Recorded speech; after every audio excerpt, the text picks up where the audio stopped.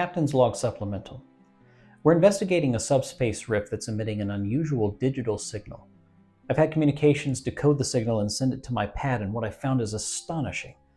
An alternate reality, where Starfleet, the Federation, everything I know is mere fantasy, played out for the entertainment of others. I'm watching to find out more from Earth's premier experts on what's taking place. This Will and Caleb appear to be reviewing this fictional program in chronological order. Caleb is much like myself, unfamiliar with the nature of this science fiction fantasy showcase. He's watching for the first time and is having lively conversations with Will about what's taking place. My recommendation to Starfleet Command is that we tune in and learn everything that we can about this Retrek review. Hello, computer. I knew I would.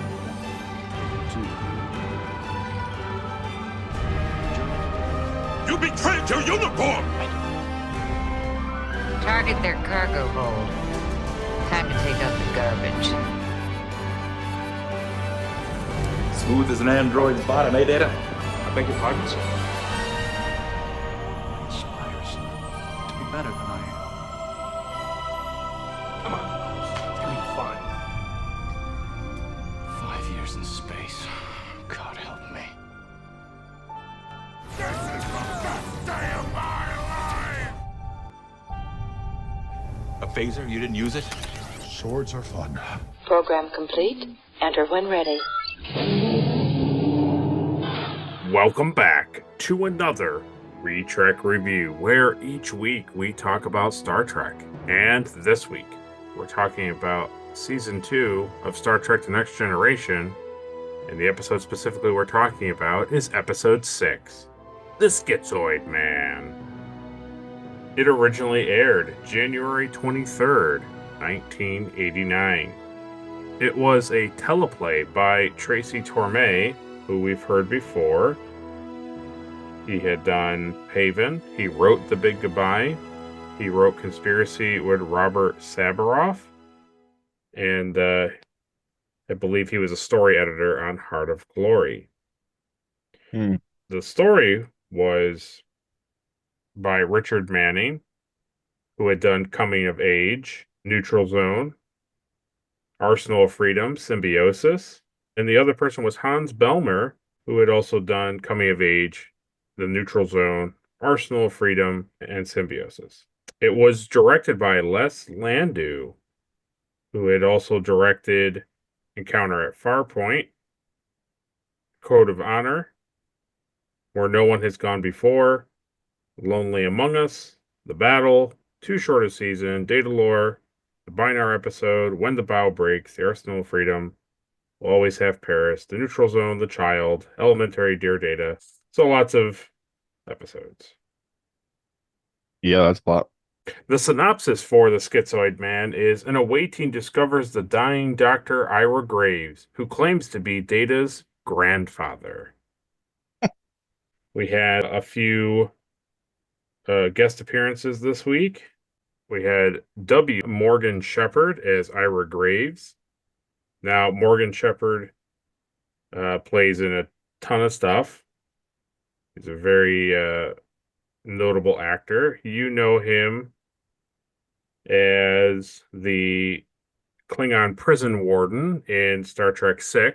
Yeah. That's really funny, yeah. It is funny. He also plays the Vulcan science minister in the 2009 Star Trek movie. He's the guy that Zachary Quinto Spock says, "Live long and prosper." He says it's like the older Vulcan. Yeah. Oh, okay. That's who he plays, yeah. He's also the narrator of Civilization 5. Ooh. Yeah. Next is Susie Plaxon, who played Dr. Solar. Yeah, I don't even know what her species is. That's true. She plays a character in My Stepmother as an Alien. Oh. And then she plays a whole bunch of like one role characters in a lot of different TV shows, but you would know her from Star Trek Enterprise, where she plays Tara, and she's the female Andorian from Ceasefire. Oh, interesting, interesting. Next is Barbara Allen Woods, who plays Corinne Briannon. Again, another character actor who plays a lot of different people in movies and TV. But probably most notably, she plays Deborah Scott in 106 episodes of One Tree Hill. That's a very popular show. Hmm. And the other that I know her from, which is kind of funny, she played in the 1997 Disney TV show Honey, I Shrunk the Kids Oh as yeah. Diane Zelinsky. Yeah, I remember that show. Yeah. So that is the introduction to the episode. A long one. But before we move on to shout outs and subscribers, let's go over to Caleb and ask Caleb what he thought of the episode. I never know what to do. Captain Alimar called me out last time, and he said basically it's like an impossible choice because it's like I could really hate an episode of a fan favorite. So I tend to Yeah. be nicer. I didn't hate this episode. Well, that's good. It's just one of those things where it's like I watch it and then by the morning like it all kind of resonates with me. And I Yeah. usually come down a lot harder on it Well, after I've thought about it for a while. absolutely. And I think that is like the case with myself as well. It's like when you watch the episode, you're like, yes, a episode of Star Trek I've watched. I had no problem with it. It's fine.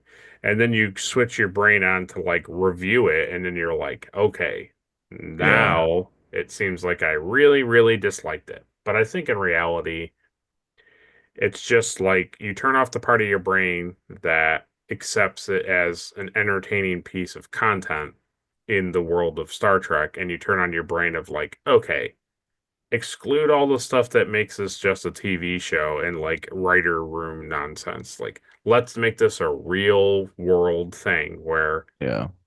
how does it apply to Star Trek canon and in universe things rather than, oh, it's just a TV show in the 80s and who cares what they did? It's just one of those things where it's too easy almost to critique it because they're still finding their footing and it's just kind of like Yes. there's a lot of things that happen where it's just like it's an interesting concept, but it's just like they didn't do enough with it or show it. And then what ended up really ruining it for me, honestly, is it comes across a lot of times as just people on the Enterprise are just stupid Yes.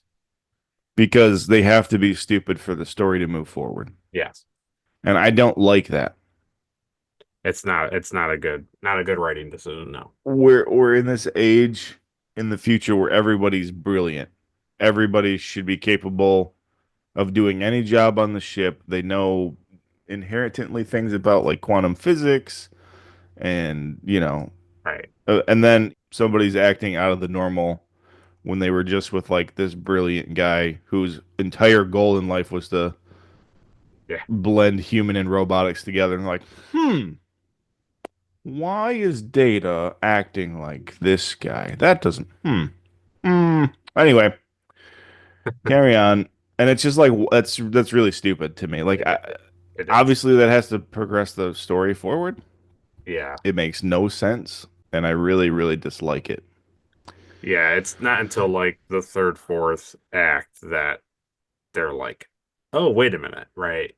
Yeah, So but it's just, yeah, I know it's we'll too get into it, deep but into the episode. it's Yeah, just all this stuff that keeps happening, and it's like, okay, so for the first like beginning of the episode, you're like, all right, so nobody really knew that's what he was right, doing. right, right.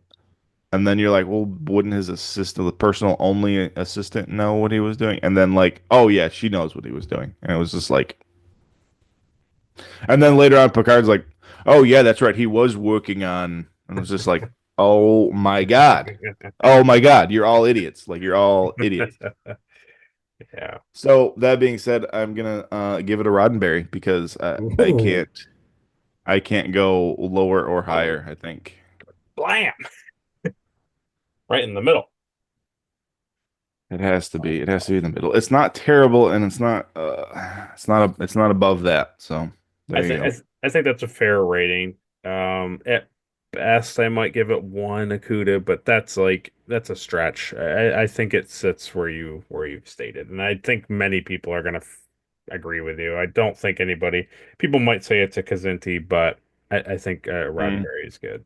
Well, that is what Caleb thought of the episode. So now we can move on to supporters of the channel, and right off the bat, oh. We thank Ed Mark Starr for his Patreon support. We're glad that he scans any problematic androids to make sure they're not inhabited with other maniacal geniuses. Mm. We appreciate that. We had no new subscribers, but I did ask our reviewers question. I did see that. And I asked in the episode, loud as a whisper, do you think Geordi's actions are weird toward Riva? And as of the moment of recording, with 6 votes, it's 50-50. Can you believe that? For like a day or so, No, I Don't was winning, but now it's split. Yeah. So even It's our because audience. everybody thought about it, and they're like, you know what? It is weird. Yeah, so that's interesting. I like that. And Ed Mark Starr said for it, he said, for me, it came across as a reshot edit insert, unnecessary and not in keeping with Geordi's character. So he goes on to kind of agree with you. Yeah. And then, with Ed Mark Starr being a Patreon supporter, he gets his comment read during the podcast, and he commented on Loud as a Whisper as well. And he says, my friend Julie kept asking me why Riva's chorus wasn't a modified universal translator implanted inside Riva, but can be displayed externally as a hologram if needed, but normally acts as an artificial quote unquote voice that gives Riva the illusion of speech. Wow. That's a lot to pack into a single implant. But Julie wanted to see a sci-fi future filled with amazing tech that seems more like magic. I actually like the idea of an electronic chorus for Riva that he can keep internally just for his use, or displayed for official proceedings as needed. I was thinking, obviously they probably would have a hard time doing that in the show unless they just like treated them as holograms or something, but it's a pretty Yeah. interesting idea. Yeah, it is. He says, I'm a big fan of intergalactic Zoom meetings, especially in conflict zones, that allow peace talks with all interested parties out of harm's way. Loud as a whisper, skips technology just to deliberately destroy Reva's chorus as if the shock of losing these characters is the best way to engage the audience. The death of the chorus was shocking, but felt like a waste. I was entertained by this episode, but it left me with an unsettled feeling. Yeah. It's an interesting episode. Well, we appreciate that, Ed. We appreciate your thoughts on that. We agree with you. It's a fun episode just for the sake of something different is happening, but just not executed the best way possible. Hmm. Well, without any further ado, let's get into the review.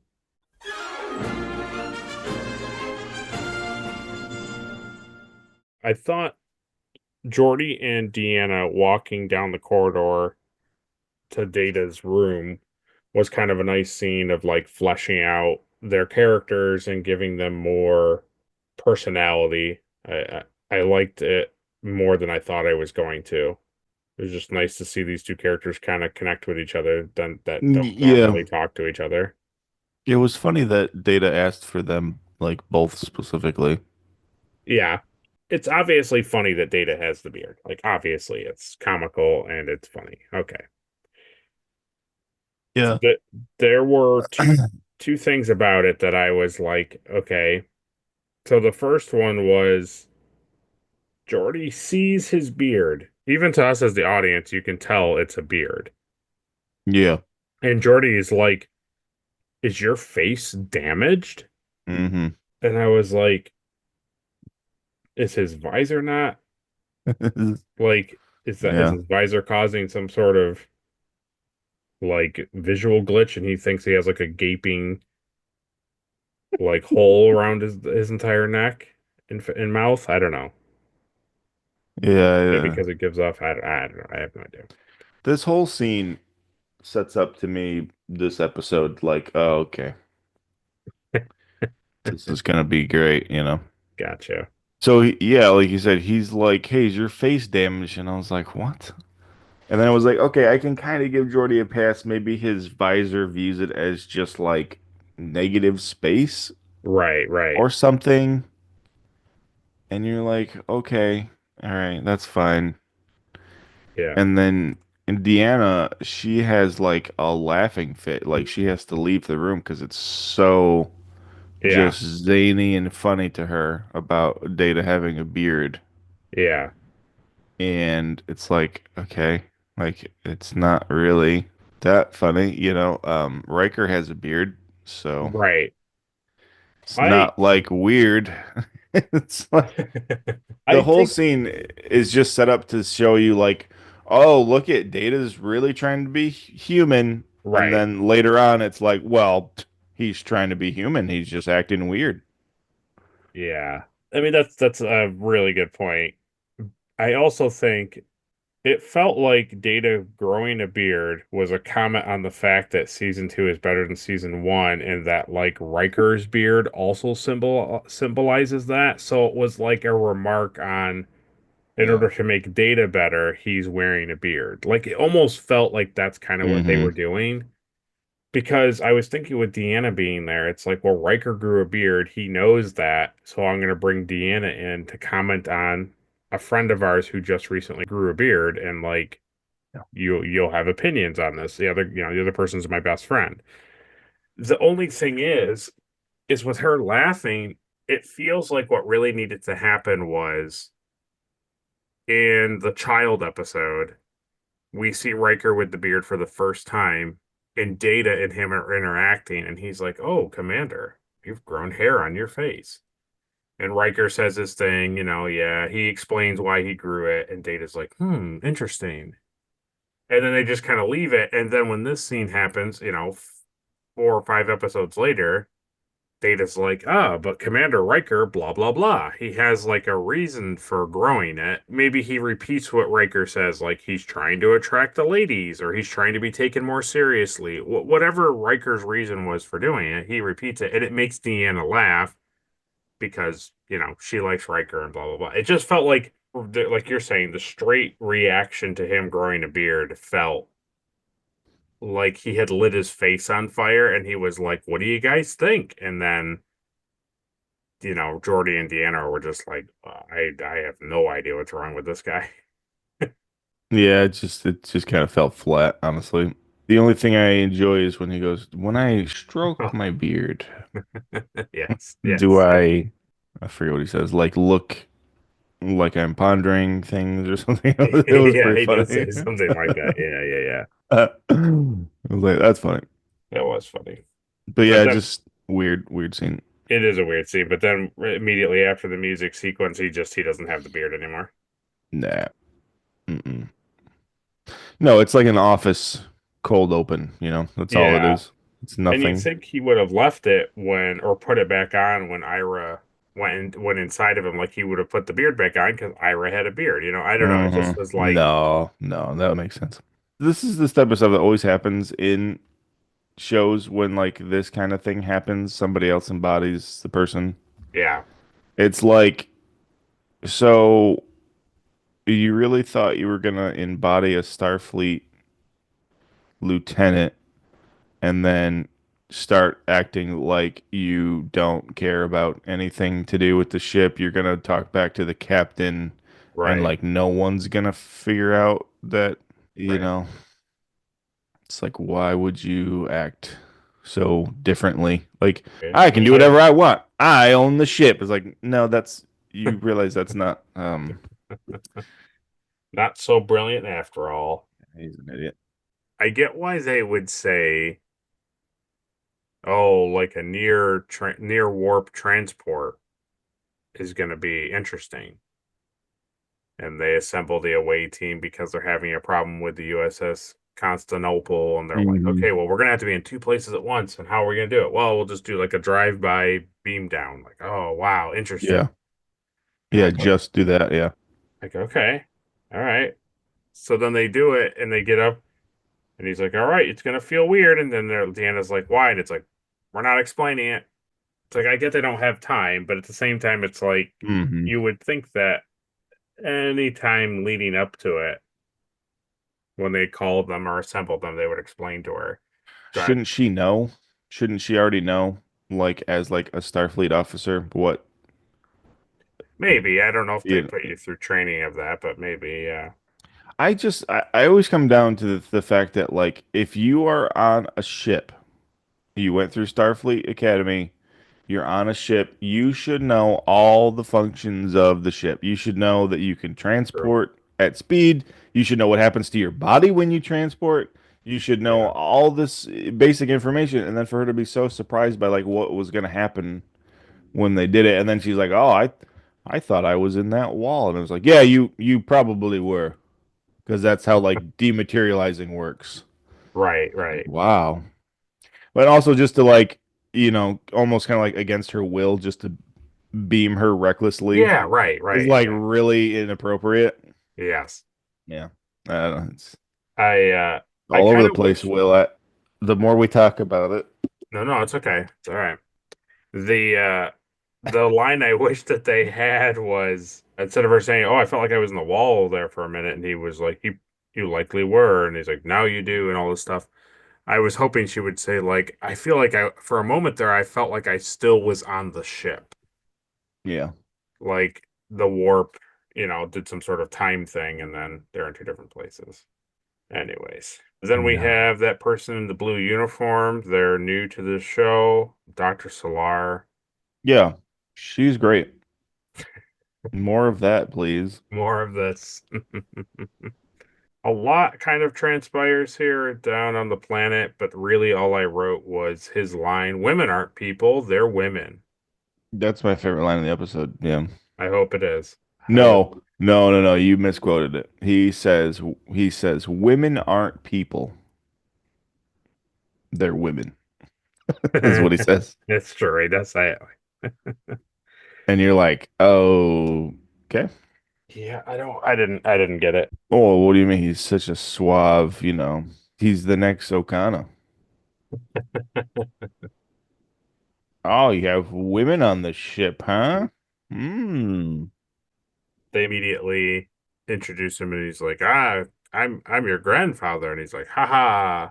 And you're like, okay. And then they just run with Call it. me grandpa. Call me Call me grandpa. Tell me you love me, robot. Like, jeez. This Somebody. guy's this guy's sick. Yeah.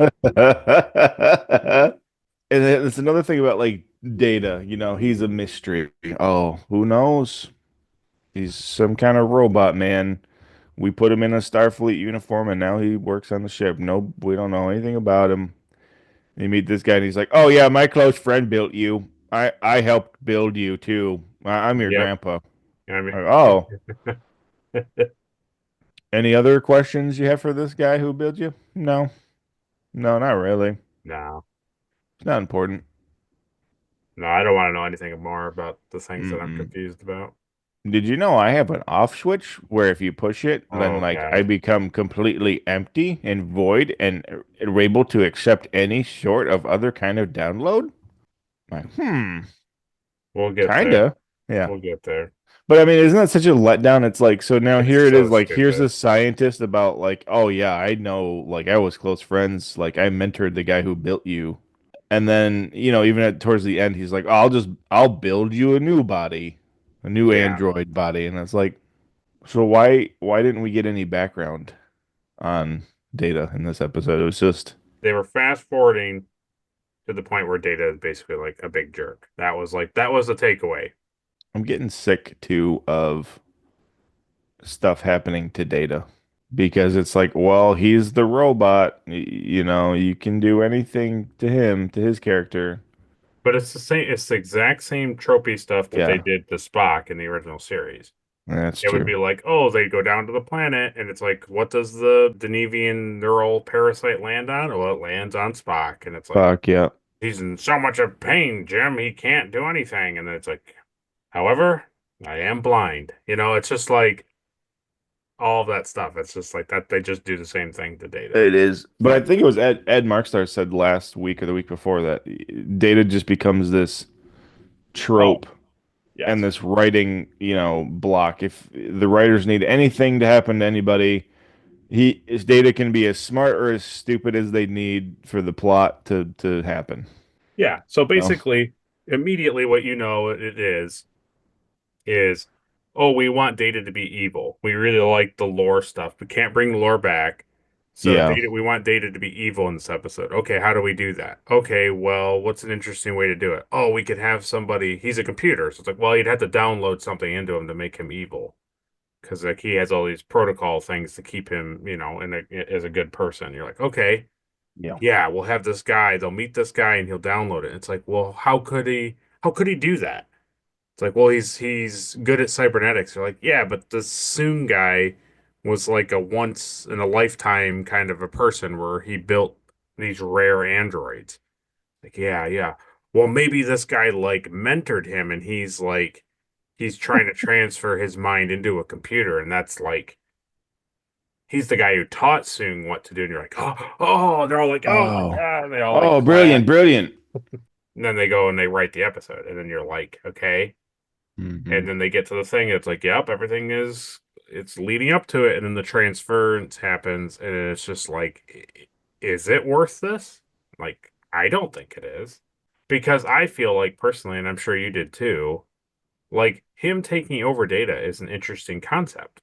And the fact that they can transfer a humanoid into a robot is a pretty insane accomplishment. Yeah.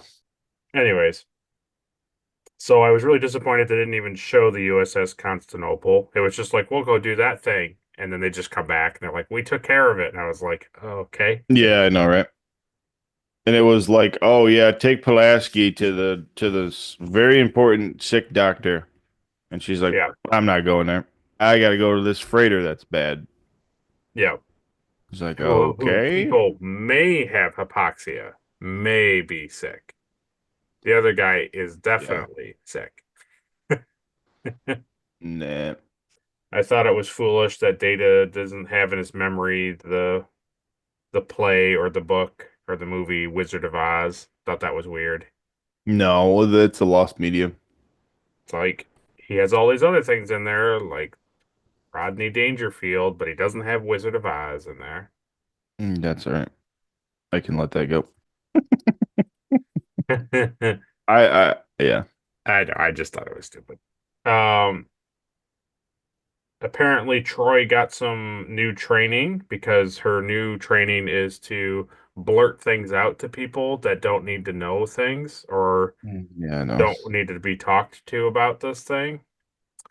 Because I That's thought, why in the world would she tell Kareen that Graves is attracted to her? Like, what purpose does that serve? that's so stupid.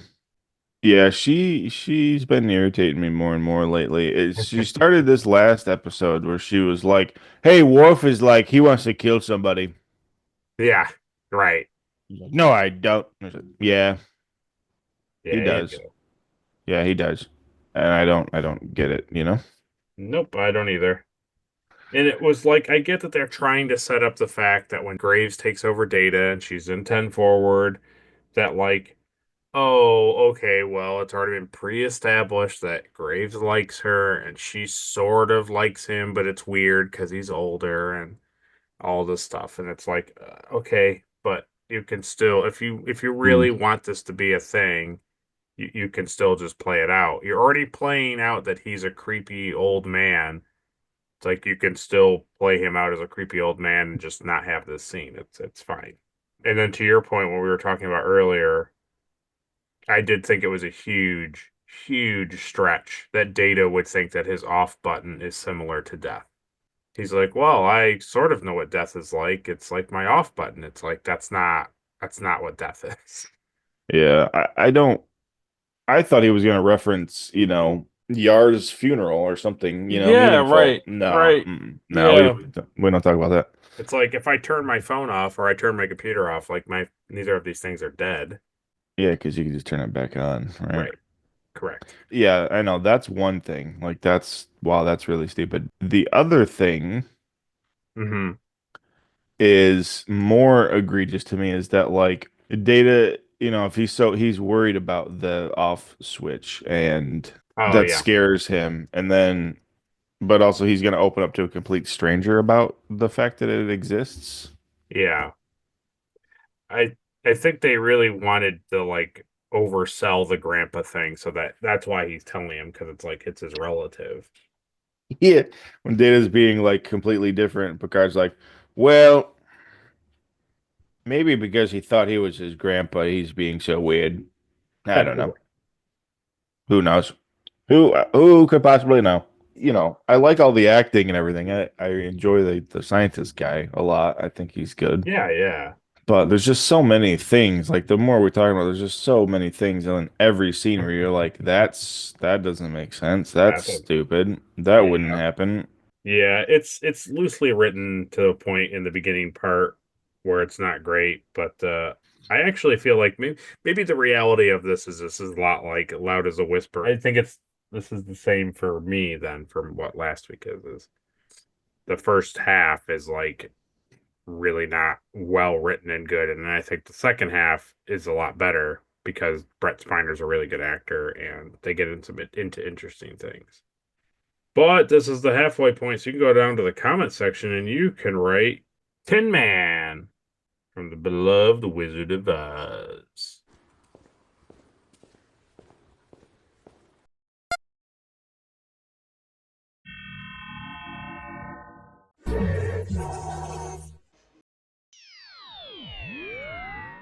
So we come back. There was just one commercial stretch. I don't really remember a lot what happened. I think Data just walks around as Graves and he's like, will Bill. you honor his funeral thing and all this stuff? And he talks. And the only thing I wrote for the stretch was, you are finished, Data. I enjoyed that. That That was was pretty very funny. good. I enjoyed that a lot. They really beat you over the head with this scene too, because Yes. it's like, they're talking about Data's off switch and all this stuff, and then you come back from a commercial break and Data walks in. He's like, "He's gone. Only I am here now." Oh, that's probably not good, huh? He died in my arms, and I told nobody that he was dying. Yep. The other thing that really irritates me constantly in this episode is Okay. no surprise to anybody is Wesley. He is just awestruck and enamored by the phrase at the funeral. Like he can't get it out of his Oh. brain. Yes, yes, yes. He's just it's unbelievable how amazing that speech is to him. I just don't get it. I just don't get it. Do you think he was enamored, or do you think he was so confused by Data saying it? No, because he's like, wow, that was great. That was a great speech. Like to know Oh, him is to love him. To love him is to know him. Like, man, my God, the I meaning guess so, yeah. behind those words. And then even at the end of the episode, he's like, "So you don't remember anything, Data?" And Data's like, "No, I don't remember." He's like, "You don't remember to love him? To know him is to love him. To love him is to know him." He's like, "No, I kind of glad I don't, because that sounds really stupid." He's like, "Psh, yeah, you would have had to been there." It was just like, dude. And it comes directly on the back of like last week or the week before, he was just so like just awestruck with Okana too. And I was just like, Mhm. oh, I'm so sick of Wesley being like fanboying over these things for no reason. Again, Wesley's supposed to be this brilliant, this alien Child. race wants him Yeah. to be this prodigal Yeah. reincarnation of some Starman, Yeah. and he's enamored by this stupid stuff. Yeah. Childlike mind? What's wrong with you, Data? Your age? You're Yeah. like 3. Remember, you were born, you trained on Starfleet for a year, and now you've been on this ship That's right. all within 3 years? Oh, God. I don't know. It just really irritated me. No, that's fine. The speech scene is funny. It goes on and on and on, and just as you're like, oh my God, I can't listen to this anymore. Yeah. He's like, oh yeah, sorry. Picard's like, Data, come on, wrap it up, man. Right, right, Nobody even knew this guy or cared about this guy. Like, let's right. wrap it up. And he's like, oh, I'll be done soon. And he's like, no, you are done. Yeah, thank you. I like it. And then Brett Spiner makes him look over at him like 3 or 4 times as he's walking off the transporter pad. Like, okay, all right, cool, right. Yeah. This scene is for the audience that is brain dead. You know, I wonder if that is really the scientist inside Data. I mean, the things he was saying about himself is just, I mean, who else could it be? They're like, no, it can't be. That's impossible. I don't know how it works. They don't explain it. I know that she has done kind of weird things before, but how does Data give off emotions that Troy can read? I thought she would be able to read the doctor's conscience because it's not just a computer program, although it kind of is. I don't know Right, they don't explain like how his what process it even is works. because they don't show it. They skip right past it to be like, Right. well, he's in there now. And it's And if like you don't fix it by midnight, it'll be gone forever.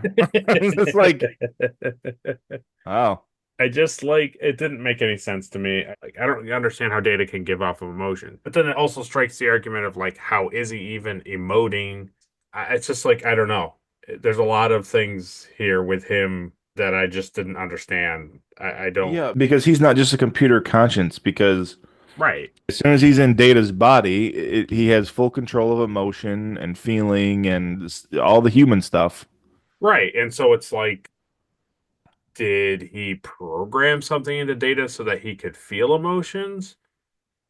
And then also download his conscience into his positronic brain. Like it's just like they don't explain it at all, and then they just think, well, it'll be so crazy that this scientist is now inhabiting Data's body, and he's so reckless and does whatever he wants to do, and it's Mhm. like, Isn't that wacky? It's so not like Data. but it's like, but you didn't explain it, and he's just a robot. It's like if I put my phone data into my computer's not going to act like a cell phone. It's just not going to happen. Doesn't matter. Yeah, if the ability was to upload your consciousness into series of zeros and ones, right, onto the Right. computer, it's going to be just knowledge. It's not going to be Right. emotion and memories, right? It's No. And that's what I mean. It's like it's a stretch, and because it's such a stretch, they needed to explain it, and they obviously didn't know how to explain it, so they just blow Mhm. past it. And if this guy is so brilliant, what was his plan? He was just going to upload himself to the computer in his office. Like he never thought this whole time about like, hey, I should build Yeah, remember my friend like who an built an empty android? shell that I could inhabit. You would at least Yeah. think he would have made the computer like an R2 unit that could at least like move around or something. It's so Women aren't people. women on. Women aren't people. Yeah, What is people? what is women? Destroy. I don't I know. don't know. I did really, really enjoy, and I know it's remastered, but I really enjoyed the scanner thing on him with Jordy, with like the It was blue cool. ring. I really Mm. enjoyed that.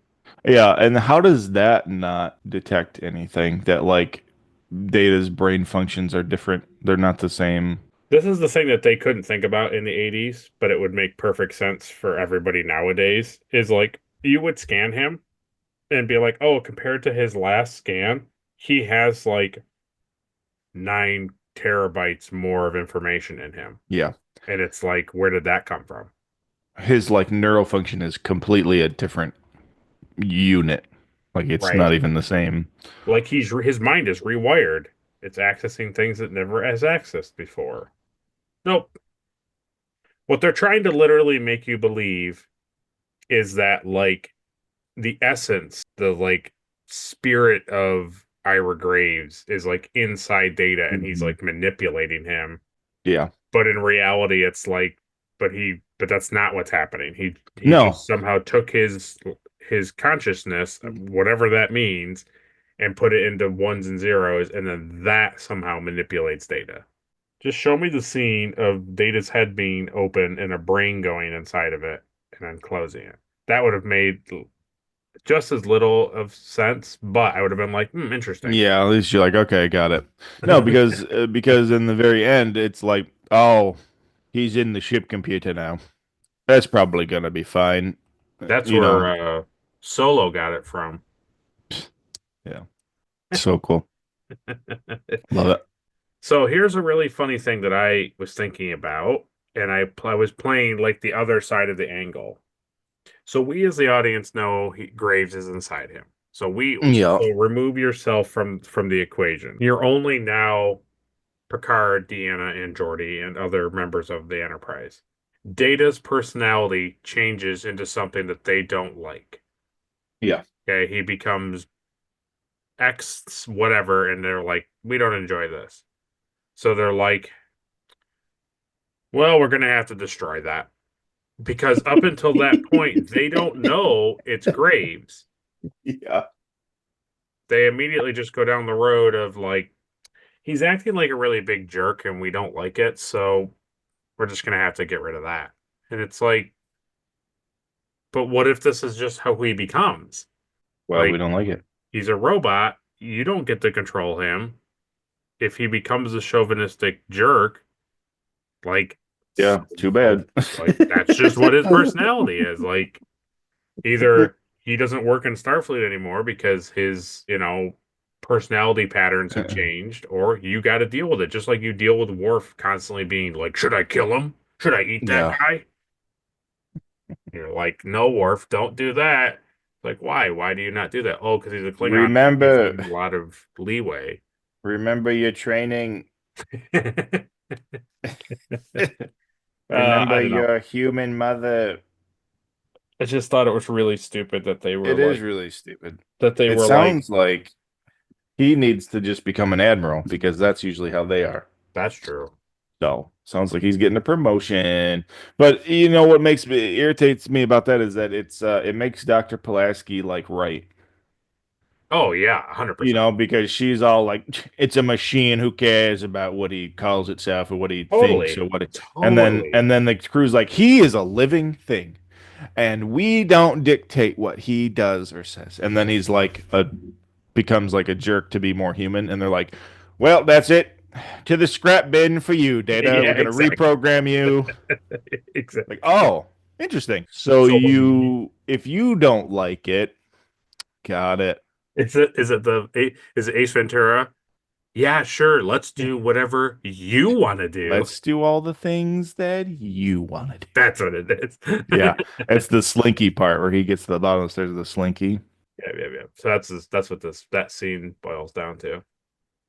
It's stupid. Yeah, it's real stupid. And that's why, like we were saying, like the whole it's like I understand that we as the audience know what is going on, but when we start to figure out that like the crew knew what the doctor was doing and working on, and the girl there, she also knew exactly what he was working on, Yeah. and nobody was like, hey, that's kind of weird. He was in there with Data the whole time. Interesting. Yeah, not a fan. Not a fan of that. Well, it's time to be a fan of it because this time it's time for trivia. Oh, not again.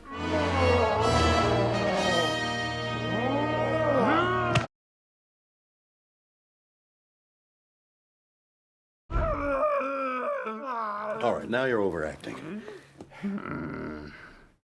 So, this episode is based on two separate premises. The first story by Richard Manning and Hans Bellmer was entitled Core Dump and concerned Ira Graves and how he transmitted his consciousness into Data. However, in this version, the crew was aware of this procedure ahead of time. The second, by Tracy Torme, was entitled Menage. Torme elaborated, I had wanted to do a story about Data having hidden memories of the dead colonists from the planet he came from.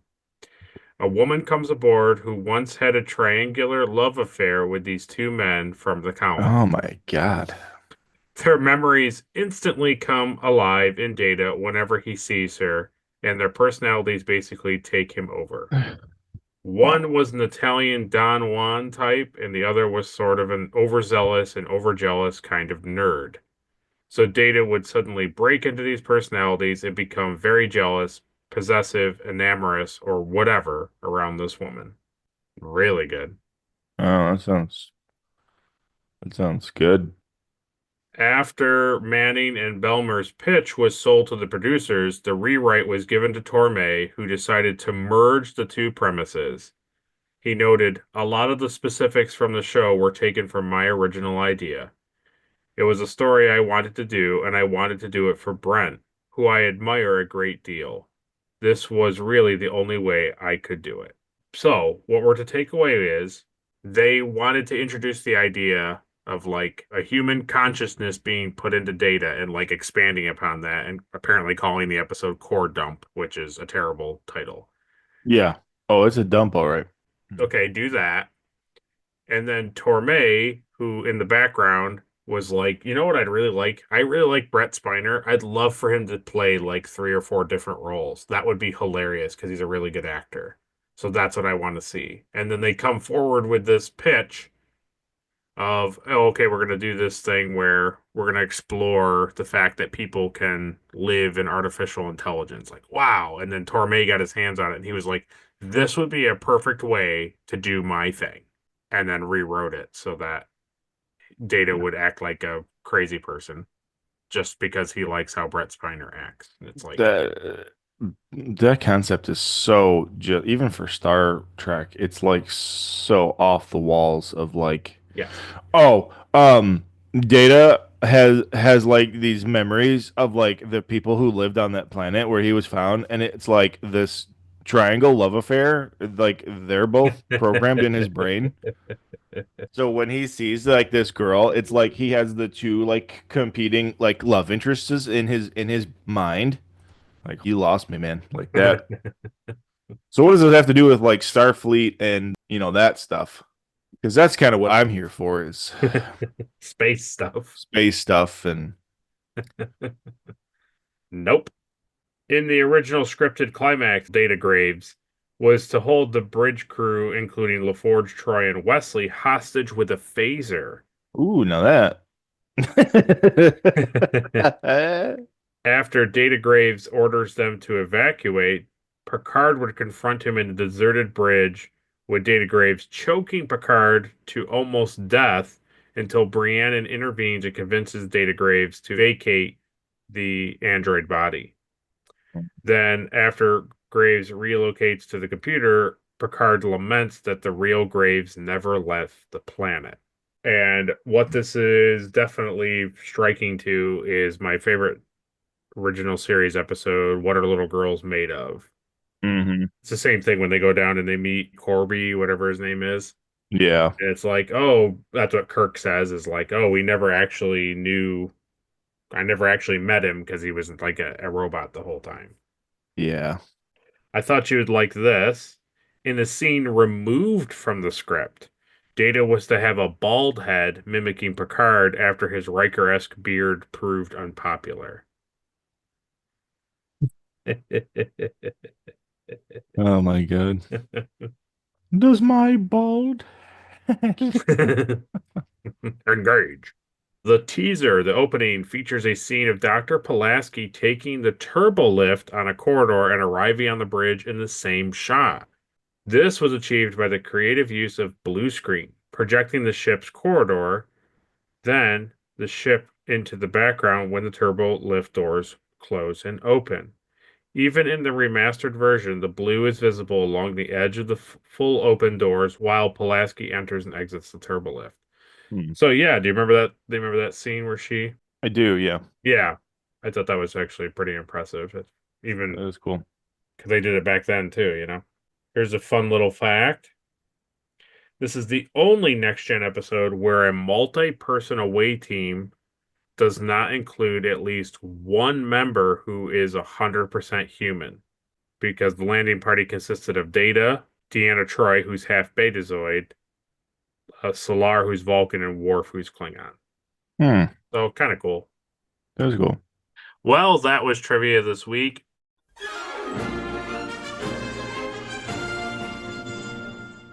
We come back for the conclusion of the episode. I personally, maybe you didn't think this way, but I thought the Picard and Data warp core scene was great.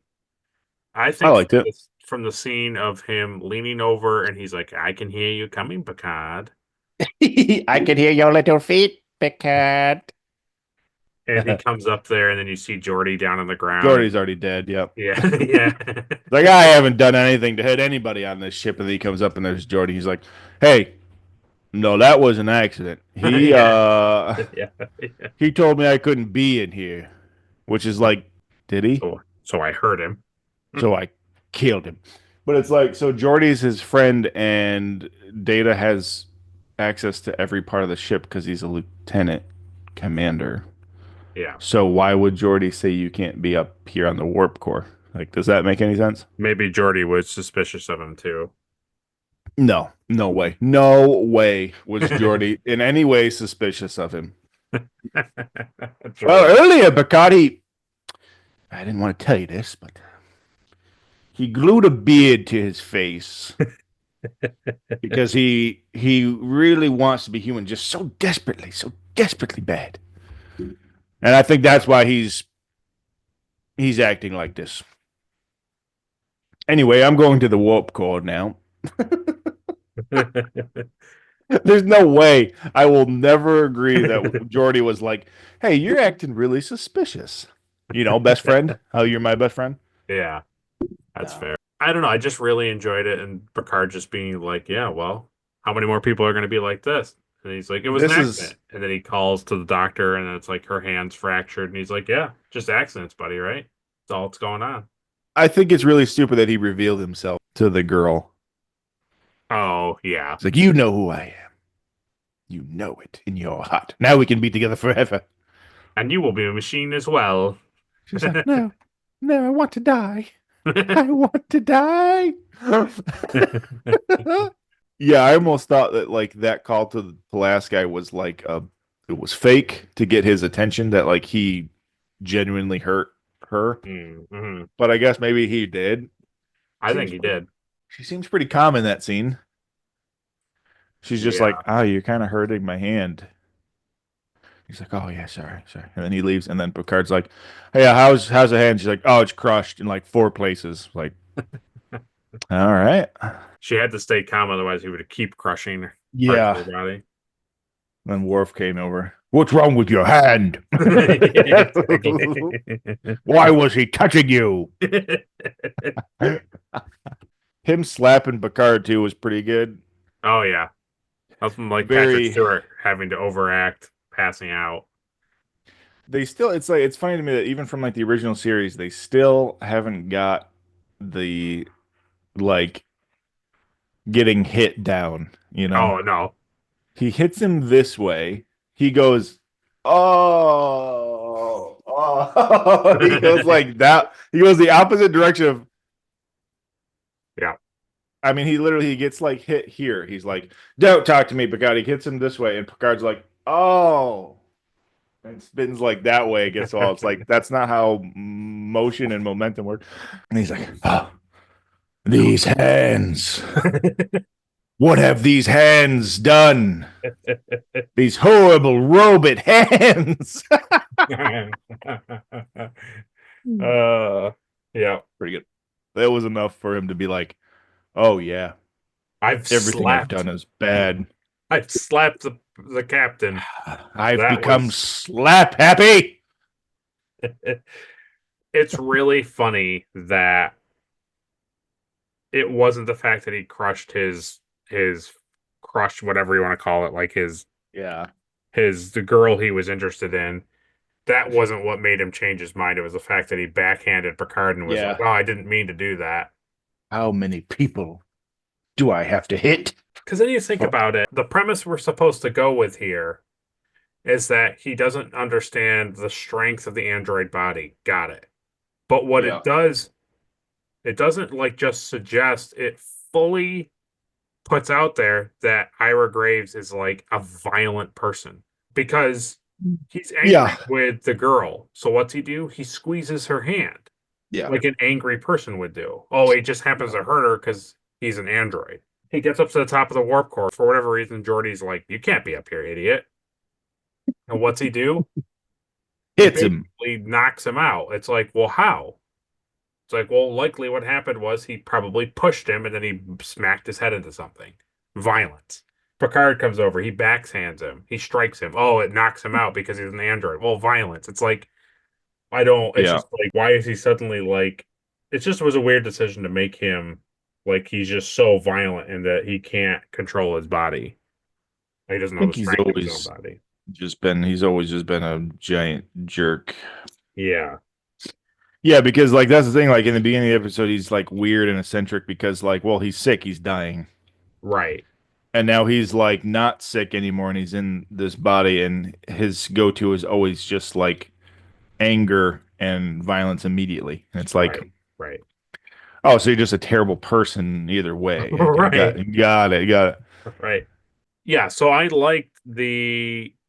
thought the line "Did I win?" was pretty funny at the very, very end when Picard comes into the room and he's laying on the ground and he's like, "May I ask you a question, Geordi?" And he's like, "I think you already did." He's like, "I have asked you a question. May I ask you another question after I have asked you this question?" He's like, "Yeah, sure, anything, Data." And then he starts, "Why am I laying on the floor in this undignified position while everyone is staring over me in a concern?" And Picard's like, "All right, yep, Shut up, Data. I've had enough. Shut up. Shut up. You're the same idiot I hate. Good. Glad we solved it. And then Everybody back to your posts." and then they go through and they're like, "Oh my God, Graves is in the Enterprise computer. Oh no, it's fine." Yeah, it literally is like such a hard cut to like, oh, Captain, he put himself in the computer. And they're like, Yeah. oh. And I was like, Captain's log, Data's fine. Turns out Graves is just knowledge is in the computer, not his anger. Anyway, on to the next adventure. It's like, wow. Way to Yeah. wrap that up with a nice, quick little bow, huh? That's good. Yeah. This also marks the first episode where Captain Picard talks down a robot. Yes, that's true. That's true. That's true. Kirk did it. He talked a machine into self-destructing like 6 times. Oh, a ton of times. Yeah. I just liked the part where he said, "You don't remember wrestling a Klingon Targ?" And he's like, Did I win? Did I win? That is pretty funny. You would not win. I guess we already kind of said it, but yeah. Do you like the ending? It's fine.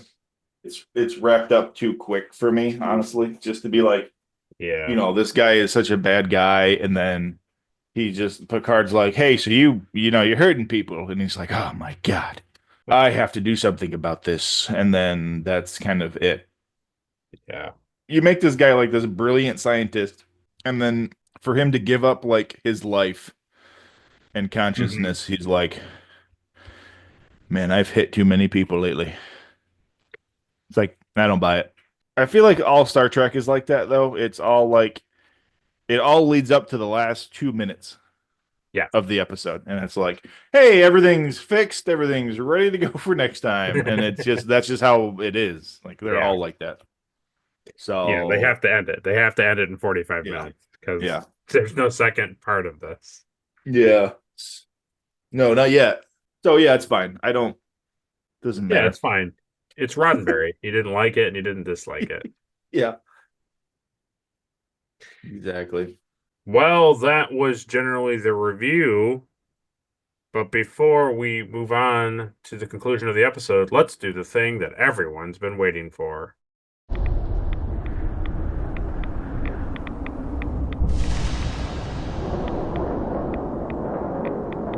Okay, Caleb. Who gets the Erica Ortegas Award for being the most unlikable? Oh, that's easy. Graves. Not a Yeah. fan. Graves, or Data Graves? You're really gonna do that now? Oh, absolutely. Data Graves. Ooh, nice. Yeah, he's a real jerk. He's really terrible. He says a lot of really terrible things, even as himself, and then later as Data. So, yeah. She'll never be interested in you, old man. What was that What? there, Lieutenant? Nothing, Captain. Nothing. Nothing at I'm all. just putting in coordinates. Beep boop bop boop. Sit here, pretend like you don't like her, you pig. You pig. Like, jeez. He takes him into the room. He's like, "Oh, so I'm expecting that you're going to apologize to me, Captain." Like, "Oh yeah, no, I brought you into my ready room so I could apologize to you." Pretty good. Yep. Uh, Next is the Elizabeth Cutler Award for being the most forgettable. let's go with Pulaski this episode.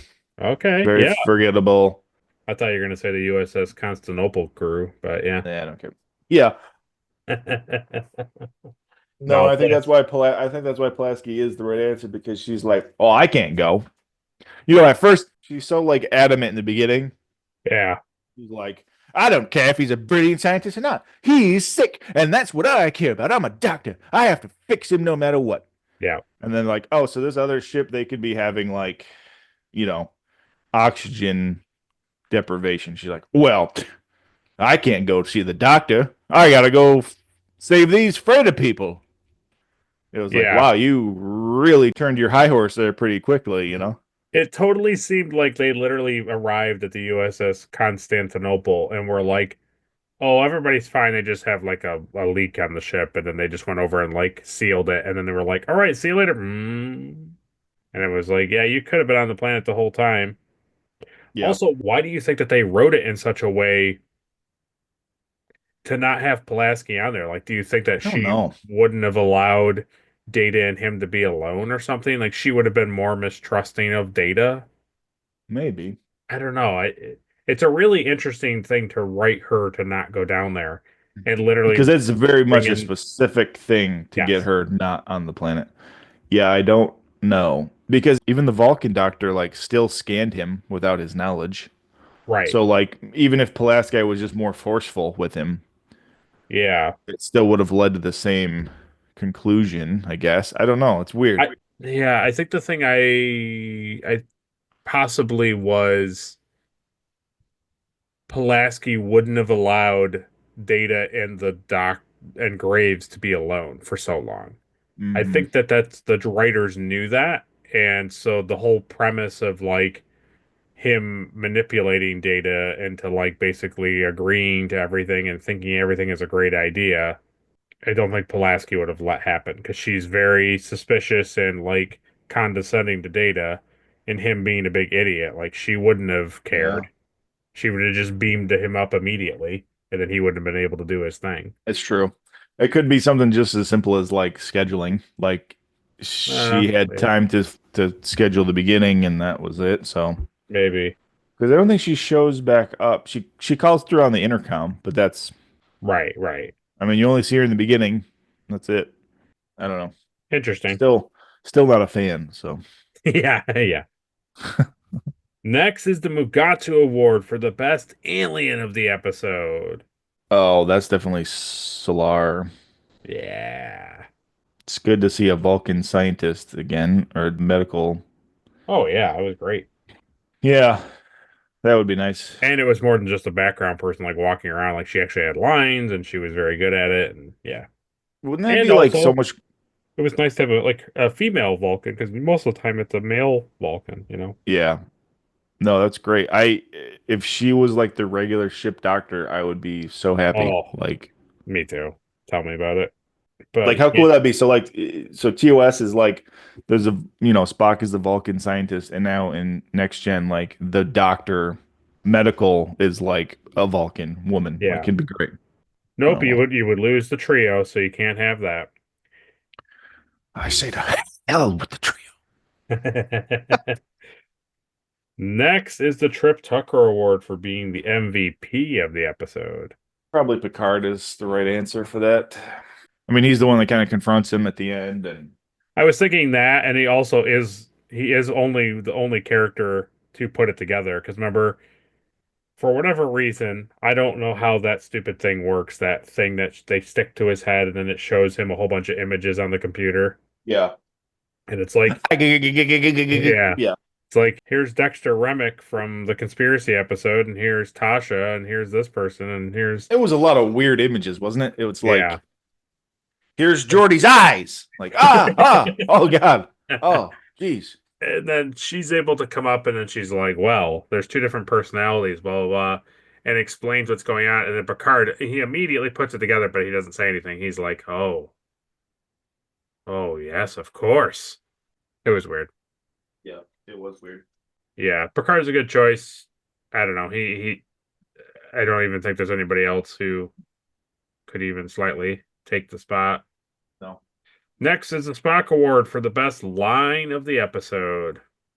The best line of the episode, obviously, is women aren't people. So there you go.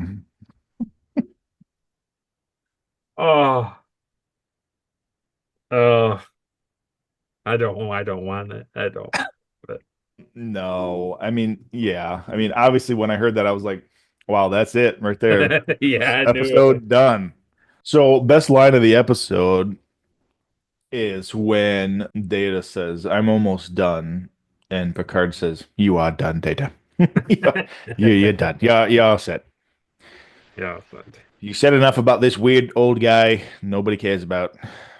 should have got the hook, like the comedy curtain hook, and then pulled him off stage, off the transporter. Hello, my honey. Hello, my baby. yeah. I still don't understand what funny is. Yep. Isn't That's a that great funny? episode for them to reference. Yeah. I don't know what's funny. It wouldn't have been funny if he went right into like, oh, I know what funny is. Yeah. Like, oh, wow, yeah, that is funny. Anyway, Data, if you could just wipe your memory so I could inhabit Anyway, your body. there's- Me, your old grandpappy. Grandpappy Robotnik. well, next is the Shran Award for the best action sequence. I'll say it's when he hits Picard. at the Oh end. yeah, that's what. Yeah. Other than the crushing of the hand, I don't think there's anything. Why does your hand look like that? Well, What's wrong with you? What's wrong with your hands? did he do that to you? Why was he holding your hands? Do you Pig. love him? You sicko. You sick humans. You make me sick. Oh, you know what? But it might fall into sweet ship stuff. But you could possibly say that action sequence was the near warp transport. But Nah, I don't care about it. Picard getting backhanded was pretty good. Yeah. I'm so sick of things that the transporter can do. It's so irrelevant to me anymore. That's what it's going to be. Anything that you can write into a corner, you're just Yeah. like, oh, the transporter can fix it. Well, next is the NX Award for some sweet ship stuff. I really enjoyed Geordie's engineering like scanner. Yeah. I look forward to seeing that on the channel. It's been a while since I've seen something in this show that I was like, hey, I should make that. So, here we are, episode 8 of season 2. You can get like a blue LED lasso and then like plug it in and It's a cool design. It's a square box with 2 prongs. Yeah, it's great. Yeah, it's cool. You like the prongs, right? I love prongs. Well, next is the Porthos Award for the cheesiest thing of the episode. I think the cheesiest thing is that they reference the worst episode of any Star Trek that I've seen so far. Okay. And that's when he says, like, "Oh yes, I've always struggled with comedy." It's like, hey, yeah, so that episode sucks. Don't ever mention it ever again. Don't mention, as much as like I don't like her character, don't Yeah. use this opportunity to mention that like Data experienced like losing a shipmate and would be familiar with like how death works and the concept of like how people feel about it. No. Right. References comedy sketch from 2 weeks ago. That's great. That's great. Just pretend like season 1 never even happened. Nothing happened. Next is the Star Trek Enterprise Award for the best scene of the episode. I'll say it's in the warp core room scene. Oh, okay, yeah. I specifically like when Picard comes in and he's talking up to Data, Okay, yeah. and you see him like leaning over the banister, like Yeah. upstairs. Like I think that's just a cool like. It really shows off like how cool it is that they built like a double story like Yeah. set for that piece. Like that's cool to me. I like that. I heard you coming, Picard. I heard your little footies. Yeah. I know who you are. I was like, obviously you know who I am, moron. Surprised it took you this long, idiot. Well, that is the reward ceremony, and that's what Caleb thought. But you can let us know what you thought for your own personal award ceremony, and that's the Popcorn Award for who is the best actor of this episode. Though it may be a little silly, there were some heavy lifters in this episode, so we'll look forward to seeing who your suggestion is. And while you're down there letting us know who gets the Popcorn Award, take a moment and let us know what you thought of the episode. Did you like it? Did you love it? Did you want more of it? Or did you find this Schizoid Man to be a little too much? So let us know down below. Next time on Star Trek The Next Generation. Well, next week's episode is episode 7 of Star Trek Next Generation, and that episode is entitled Unnatural Selection. Ooh, I can't wait. Yeah, if you don't like Catherine Pulaski, you'll love her in this episode. Would she die? No. Oh. Well, I find it very hard to believe that I'm going to enjoy it. Yeah, so we have that to look forward to. But Bring back Beverly. Bring back Beverly. Bring back. But as always, if you liked the review, like this video. If you disliked the review, dislike this video. Share it with all your friends and family and Trek enthusiasts. Subscribe so you don't miss a review. And ring that bell so you can watch the review as soon as it comes out and you're not off trying to find other reviews out there. There's nothing like this one. Nobody else talks about Star Trek the way we do. Not at all. No. I've never seen it. Isn't that fun? Are you not entertained? And when this video ends, you can go over to Caleb's channel. He continues the party over there. We have podcasts where we cover other things from pop culture. He also is a fun prop channel. You never know what he's going to build from what. Yeah, you do. It's foam from Star Trek. Not.